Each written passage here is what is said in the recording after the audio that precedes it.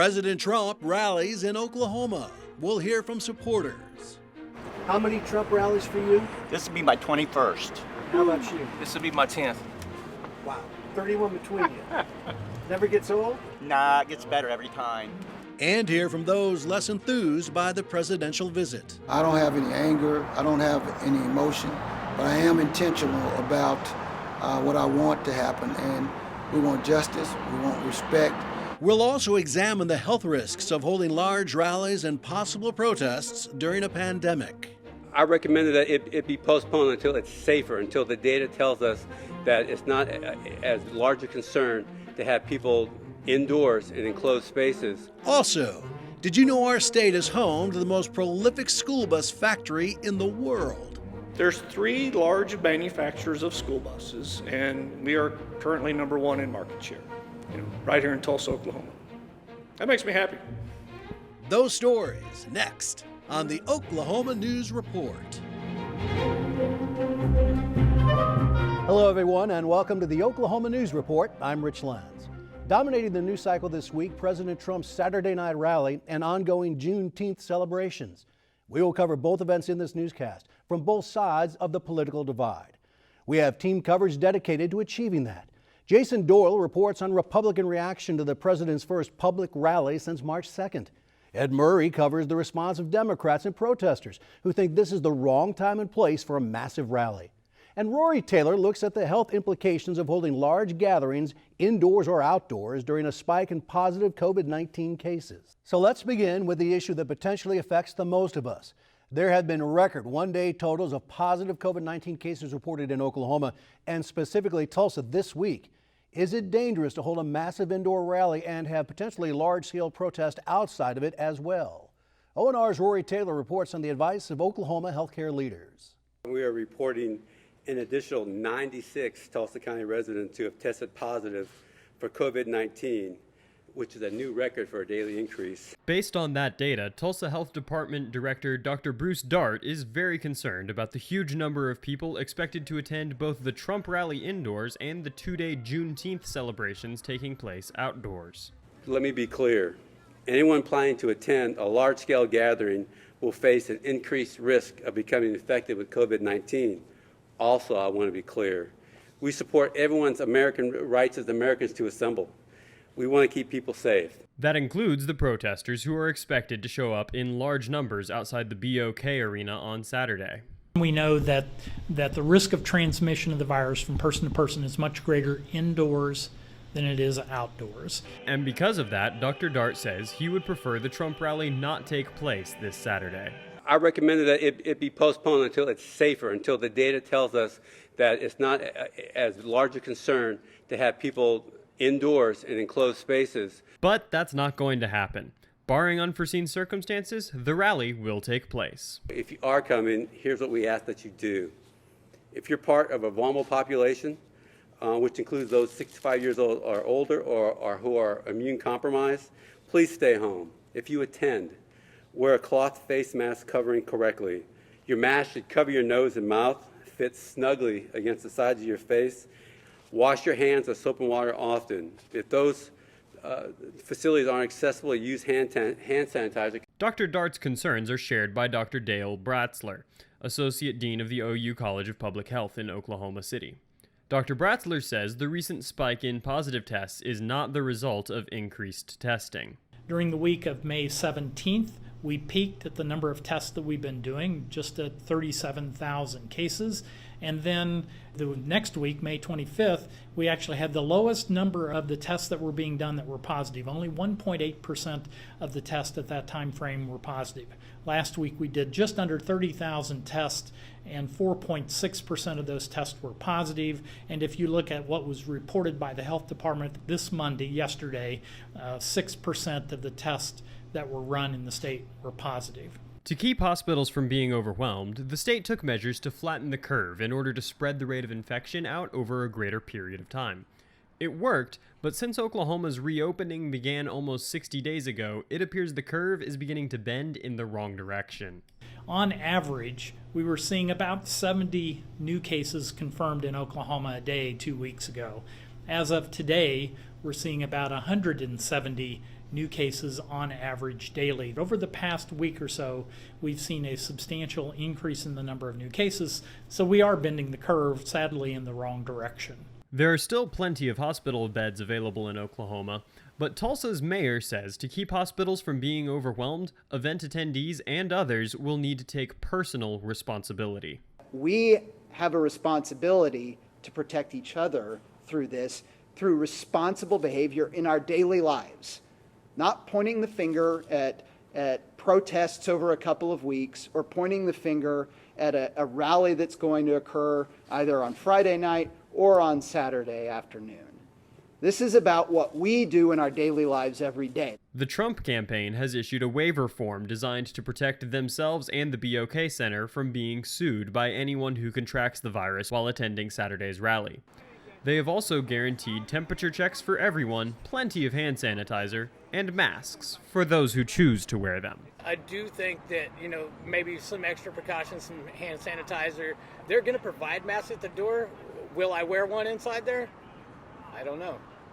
You'll have to stay tuned to find out. Despite those concerns, there has been tremendous demand for the free tickets to Saturday's event at Tulsa's BOK Center. ONR's Jason Doyle reports on what party leaders and MAGA supporters are doing to get ready. How many Trump rallies for you? This will be my 21st. How about you? This will be my 10th. While they sound like big fans of a rock band, these gentlemen are actually experienced Trump rally attendees. It gets better every time. Nothing like a Trump rally. Nothing like a Trump rally. The line to get inside the BOK Center on Saturday began forming early this week. Daryl Henry is one of those ardent supporters. We have a land of a home of the free and a home of the brave. What we know is that we don't get the freedom unless we're brave. So I'm passionate about being brave. This is a display of bravery here. Henry hasn't decided if he'll wear a mask during the rally, and neither has the governor of Oklahoma. As far as wearing a mask, I haven't decided whether I'll wear a mask. I'll be introducing the president on Saturday, so I won't have a mask on at that point, but whether I have one in the seat, I haven't decided yet. The demand is certainly there for this appearance by the 45th president trying to win a second term. Governor Stitt says he's aware of the risks being in a large crowd, and he believes Oklahomans can make up their own minds whether they should go to the rally or not. We're a free society, and you're free to stay home, and I want people to protect their family. If they don't want to go to the rally, they shouldn't. There's over 1 million requests right now to go to the rally. It's really unprecedented how many folks have requested tickets. So there's a lot of folks that want to be there, want to support the president, but of course you need to make the best decision for your family.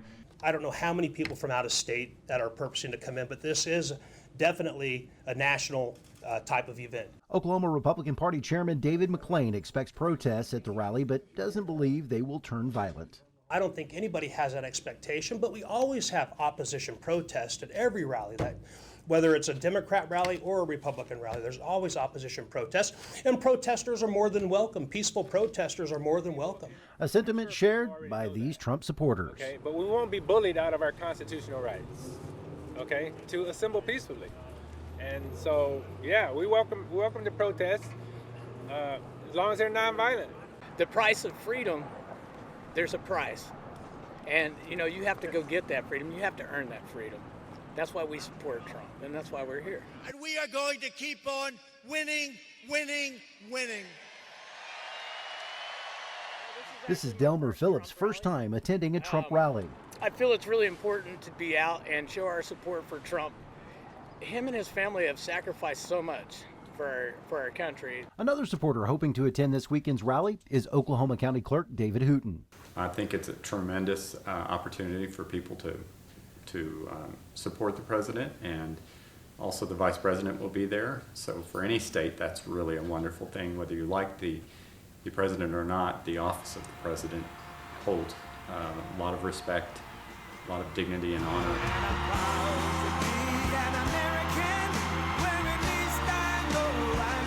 Putin met with President Trump before he occupied the White House and says he really enjoyed the experience. I had done the national anthem for the New York Yankees, and President Trump, he wasn't president at the time, came up and introduced himself to me, and so it was very nice. He expects Trump's message will be positive. I think the president is a very intelligent man, and he will say anything he needs to appropriately, but I think that all of us feel like we're all in this together, and that there'll be much better days ahead. The state GOP party chair agrees. I believe it's going to be an edifying message. I believe it's going to be a unifying message to the state and to the nation. Right now, we're at a place where a unification message will be an extremely strong message. When asked why, President Trump chose Oklahoma as his first stop since the COVID-19 pandemic shut much of the country down. Well, because he loves Oklahoma, number one. Number two, he understands that the people of Oklahoma have been locked up since March, and that our state is open for business. During his first campaign, Trump visited Oklahoma 4 times for rallies and a fundraiser. Jason Doyle, the Oklahoma News Report. Black leaders and those opposed to the Trump rally have already garnered 2 major concessions from the president. He first agreed to move his event back a day in observance of Juneteenth, and a few days later canceled a proposed Saturday tour of Tulsa's Black Wall Street area with Governor Kevin Stitt. As Ed Murray reports, those moves were welcomed by those who strongly disagree with the president on most issues.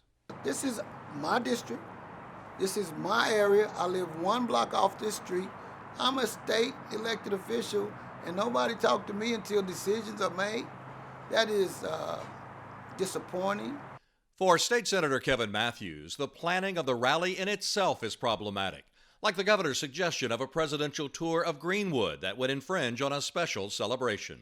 And not to have that opportunity because of either an ill-advised or unadvised event here that may cause the Secret Service to shut down the area. That would just add insult to injury. We talk about diversity because when you have people that are different from you, you get different opinions. And we don't have anybody black in your cabinet that could tell you that's not a good idea. This is what happened. Matthews took those concerns to the governor's office on Tuesday. He says he was told to make the best of it. 99 years ago, when our area was burned down, our homes and our businesses were burned down, and they called it a riot and didn't pay our insurance claims, we had to make the best of it. When we rebuilt, and then we had urban renewal come through and tear up the area again, we had to make the best of it. Why am I here in 2021 and somebody wants to do something disrespectful that I'm asking them not to do, and they say, make the best of it? We're tired of that. It's disrespectful. I want to speak out against it. I want to push against it. Just 24 hours later, here's what Matthews heard from the governor. Vice President Pence, we're going to have a great sit down with some leaders in the African American community to kind of listen and learn and talk. Senator Langford and I have now recommended that he not make that visit over there just because of the disruption to the celebration on June 19th, the day before, that would be disrupted a little bit with the Secret Service. That celebration headlined by the keynote address of Reverend Al Sharpton. Alicia Andrews questions what the president will add to the weekend. There were several different press releases, one that said he was coming to commemorate and celebrate, and one that said he didn't know what the date was. I think it's insensitive to not know the date. I am grateful that he moved the date, but it doesn't absolve him of having to have the conversation. The Oklahoma Democratic Party chair says Trump has an atrocious record with the African American community and the movement for racial justice. We'd like to hear that African Americans and people of other descents, Native Americans and Latinx folks, have a place in the United States, right? That our president is considering all of those folks, and that a bad check or a DUI or having the wrong address should not be death sentences. Andrews also wonders why Tulsa, where there's a critical congressional race in District 5 in the Oklahoma City area. Democrat Kendra Horn currently holds that position. So in a time when we are having these critical conversations around how we address racism and inequality surrounding policing, but throughout our systems, it is important that we remember that this conversation is not, and nor should it be, ever a Democrat or Republican issue. This is an issue that impacts all of our communities. Senator Matthews agrees. If I met the president today, I would show him love and respect. I don't have any anger. I don't have any emotion. but I am intentional about what I want to happen. And we want justice, we want respect, and I just wish that we had more political courage and diplomacy with people in authority that take our tax dollars and are supposed to represent all of us, but yet in some instances, and I hope this is not one of them, we're not listened to. Ed Murray, the Oklahoma News Report. Now, we mentioned earlier some alarming jumps in the number of coronavirus cases here in Oklahoma, numbers that are being closely monitored by the Oklahoma Department of Health. As of Friday afternoon, look at these one-day totals for new cases. A record set on Wednesday with 259. That record shattered on Thursday with 450. 352 new cases on Friday, bringing the total to just over 9,700. Hospitalizations, 211. There were 154 last Friday. And 367 people in Oklahoma have succumbed to COVID-19. The numbers are definitely trending in the wrong direction. And this comes as limited visitation to nursing homes and long-term care facilities resumed on Monday. Our content partners at Oklahoma Watch have been covering the story from the very beginning. I spoke with reporter Whitney Bryan for this ONR Extra. June 15th, the nursing homes who have had no COVID positive cases among their residents or staff are allowed to start having visitors come in. Of course, there's going to be some restrictions in terms of wearing PPE and where the visitations can take place and that type of thing. Now, the state's leaving it up to the nursing homes at the moment to decide if they're ready to open. And then, of course, if they have COVID cases in the home or have had COVID cases in the home, then they're going to have to go through this 3-phase process. Whitney, all of these nursing homes and care facilities are supposed to be inspected. How has that gone? What are the early results on that? So what we've seen so far is that the state has done at least 200 inspections at nursing homes across the state. And they tell me that they've been inspecting every nursing home that has a reported case of COVID or even a suspected case of COVID. Of those 200 inspections that they've done, one has revealed violations, and that was at Hillcrest Nursing Home in Moore. The overall majority are showing no violations of any kind, and does that seem accurate, or does that raise eyebrows? Or they're saying that's great, that means we're doing all the things right. Some of the questions that have been raised, though, I spoke to a former state advocate, her name is Esther Hauser, who told me that she's really concerned about those results, that to her, those results mean that the state is not doing its job, that it is likely that there were violations in some of these homes, in more than just the one home. And she's concerned that for whatever reason, the state is letting those violations slide, and that they're not citing them and holding nursing homes accountable. hopefully this all rolls out well, because I know you know people that are just can't wait to have that face-to-face conversation with a loved one again. A lot of people are getting really anxious to see each other face to face, to hold hands, you know, to give each other a hug. But I'm also hearing from some family members, you know, a woman in Tulsa told me this week that her mother is in a nursing home, and as much as she would love to go and see her, she's very concerned about the spike they've been seeing in Tulsa and is hesitant to potentially expose her to a virus that has not been in her nursing home yet. So I know that it's a lot of mixed emotions. Whitney Bryan with Oklahoma Watch, always enjoy your reporting. Thank you so much. Thanks for having me on, Rich. I appreciate it. Great reporting as always. Governor Kevin Stitt spent Thursday in Washington lobbying the Trump administration for more federal help in jump-starting the Oklahoma economy. The state received $1.2 billion from the CARES package, and the first round of funding for cities and counties has already been released to cover COVID-19 related budget shortfalls. Within 10 days of receiving the requests from these cities and counties, we have already approved 30% of them, and we're set to deliver the rest of these by the end of this month. 67 cities and counties have requested reimbursement so far for COVID-19 related expenses, totaling $7.5 million. This is really helping us as a city because there's so much uncertainty in city finance today, and while this won't take care of our shortfalls, it takes care of some of those expenses that have happened that would not have happened had it not been for Coach.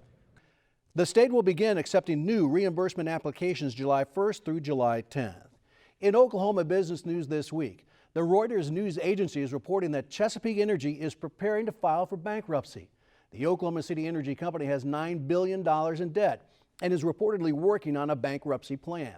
If Chesapeake does file, it would be the largest U.S. energy company to do so since OPEC and Russia ignited an oil price war earlier this year. Well, did you know that Tulsa is the school bus capital of the world?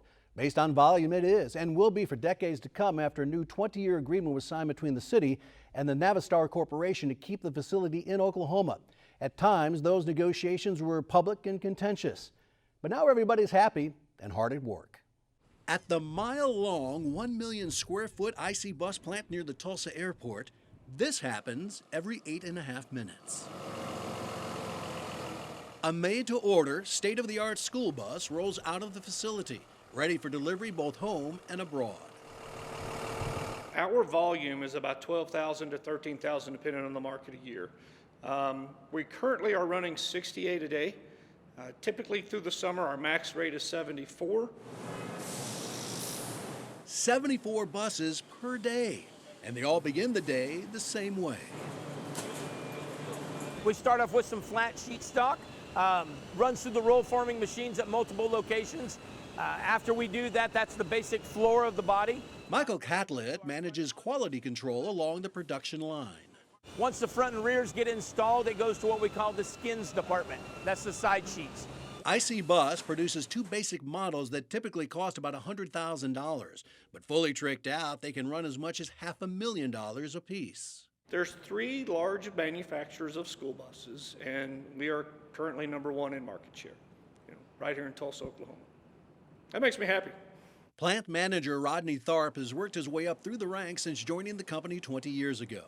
The facility is owned by the city of Tulsa and leased to IC's parent company, Navistar. It was originally built in 1941 to boost America's war effort.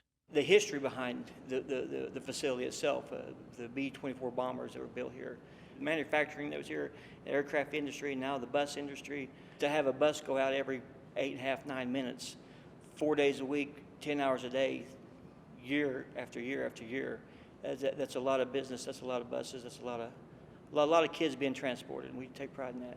Randy Coleman has worked here 19 years. The average employee has been here 6.5 years. They earn between $18 and $32 per hour. And with 1,600 employees in all, that's $60 million annually in direct income. So when negotiations on a new deal between the city and Navistar bogged down in April, it was a very big deal to these UAW workers. I kind of got upset. I kind of got mad. You don't mess with people's work. Sorry. That's 1,600 people who depend on this job to make a living for their family.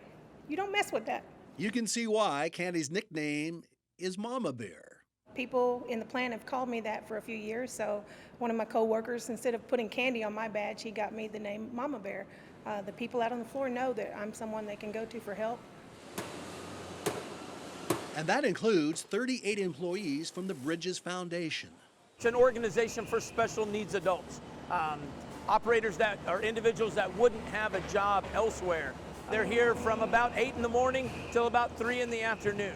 And they do quite a phenomenal job for everything that we have here at the facility. The plant's impact extends far beyond its 125-yard width.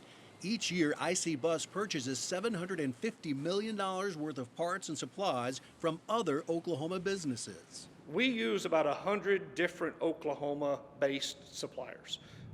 We have actually a new supplier moving from Indiana into Oklahoma, Tulsa, just right down the road, that is setting up a facility, just to service us seats. We're going to paint the inside as well as the outside all in our system. Paint booth holds about 14 units from start to finish. Back to the assembly line as Mike Catlett explains the final stages of construction. Make its way up to body drop. We'll have a giant hoist crane pick it up, drop it on the completed chassis, and then it heads its way down the finish line for the driver's area compartment to get finished off. And as you can see, almost all of the work is done by humans.